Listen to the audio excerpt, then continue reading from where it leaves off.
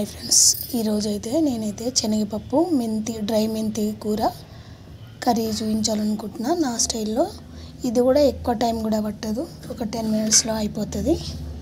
First అయితే cooker పెట్టుకోవాలి. Cooker పెట్టుకొని ఆయిల్ పోసుకోవాలి. అయితే దీనికంటే ముందు శనగపప్పు అయితే ఒక అరగంట ముందు నానబెట్టుకోవాలి. ఇంకా దాంట్లో జీలకర్ర ఆవాలు అయితే వేసాను. నేనైతే ఉల్లిపాయలు వేయట్లేను, వేయాలి, ఉల్లిపాయలు వేస్తే బాగుంటుంది, కానీ మా ఇంట్లో అయ్యప్ప సొమ్మాల ఉందని ఉల్లిపాయలు వేయట్లేను. అల్లం వెల్లుల్లి ఉల్లిపాయలు అయితే స్కిప్ చేసిన, అవి కూడా వేసుకుంటే చాలా టేస్ట్ ఉంటుంది. నేను పచ్చిమిర్చి, కరివేపాకు, టమాటాలు, డ్రై మెంతి కూర వేసి కొంచెం వేయిస్తాను. ఇంకా పప్పు అయితే నానబెట్టాను కదా, ఇదైతే మంచిగా కడిగి పెట్టుకోవాలి. ఇది కొద్దిగా గోలగానే టమాటాలు అయితే వేసుకోవాలి. దీంట్లో టమాటాలు అలాగే డ్రై మెంతి కూర కూడా వేసుకోవాలి.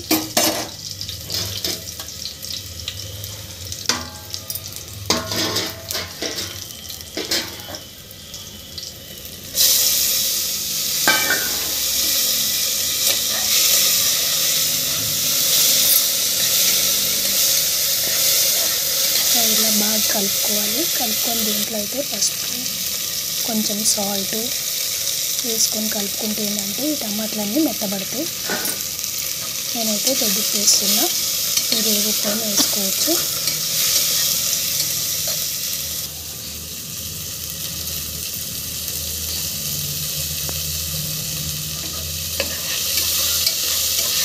ఇంట్లో ఏమీ లేనప్పుడు, ఇంట్లో పక్కన ఉన్నాయనుకో ఇలా ఈజీగా చేసేసుకోవచ్చు. కూరగాయల గురించి ఎక్కువ ఆలోచించాల్సిన పని కూడా ఉండదు. ఇదైతే చపాతీకి బాగుంటుంది, అన్నానికి కూడా చాలా బాగుంటుంది. నానబెట్టి కడిగి వంపేసుకున్న శనగపప్పు వేసేసాను. నేనైతే కొద్దిగానే వేస్తున్నాను, ఎందుకంటే మా ఇంట్లో అయితే తినేవాళ్ళం, ఇద్దరమే ఉన్నాం, అందుకనే కొద్దిగా వేసా.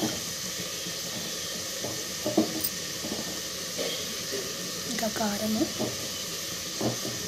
సాల్ట్ అయితే ఫస్ట్ వేసాను కదా. కారం అయితే మేము కొద్దిగా ఎక్కువ తింటాము, అందుకని ఎక్కువ వేసా. మీకు తినదగ్గ సరిపోయినంత వేసుకోవచ్చు.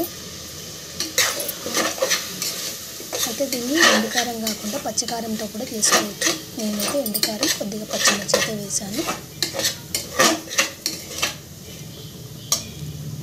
అంతే, ఇంకా వాటర్ పోసేసుకుంటే సరిపడే వాటర్ పోసుకున్నామనుకో కుక్కర్ మూత పెట్టేస్తే సరిపోతుంది. ఒక 5 విజిల్ వచ్చిందనుకో, ఎందుకంటే కొంచెం సాల్ట్ వేసాం కాబట్టి ఒక 5 విజిల్ వచ్చిందనుకో ఉడికిపోతుంది. దాని తర్వాత కొత్తిమీర, ధనియా పొడి వేసి దింపుకుంటే సరిపోతుంది విజిల్ అయిపోయినాక. ఎక్కువ ప్రాసెస్ కూడా కాదు, ఎంత ఈజీ. తొందరగా అవ్వాలనుకుంటే ఇలాంటి కర్రీ చేసుకున్నాం అనుకో తొందరగా అయిపోతుంది. అంతే, ధనియాల పొడి, కొత్తిమీర వేసి ఇంకా దింపేసుకోవడమే. ఇంకా స్టవ్ కూడా బంద్ చేశాను. ఇంకా అంతే, కలుపుకొని మనము చపాతీలకైనా సరే, అన్నంలకైనా సరే. అయితే దీనికి కూడా కాంబినేషన్గా పచ్చిపులుసు వేసుకుంటే సూపర్ ఉంటుంది, చాలా బాగుంటుంది పచ్చిపులుసు అన్నానికి అయితే. అదే చపాతీకి అయితే ఇలాగే తినొచ్చు. అయితే మీకైతే ఈ రెసిపీ నచ్చితే చేసుకొని తిని కామెంట్ పెట్టండి, ఎలా ఉందో, బాగుందా లేదా, ఎలా ఉంది కామెంట్ చేయండి.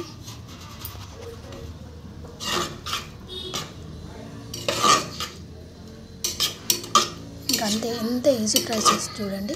ఎక్కువ కూరగాయలు కోసుకోవాల్సిన పని కూడా లేదు, చాలా ఈజీ ప్రాసెస్. ఒక్కసారి శనగపప్పు, మెంతికూర, పచ్చి మెంతికూర కూడా వేసుకోవచ్చు. నేనైతే ఇంట్లో లేదనేసి డ్రై మెంతికూర వేసాను, చాలా బాగుంటుంది ఫ్రెండ్స్. ఒకసారి చేసుకొని చూసి తిని ఎలా ఉందో కామెంట్ పెట్టండి. అలాగే ఒక లైక్ చేయండి, నచ్చితే సబ్స్క్రైబ్ చేయండి.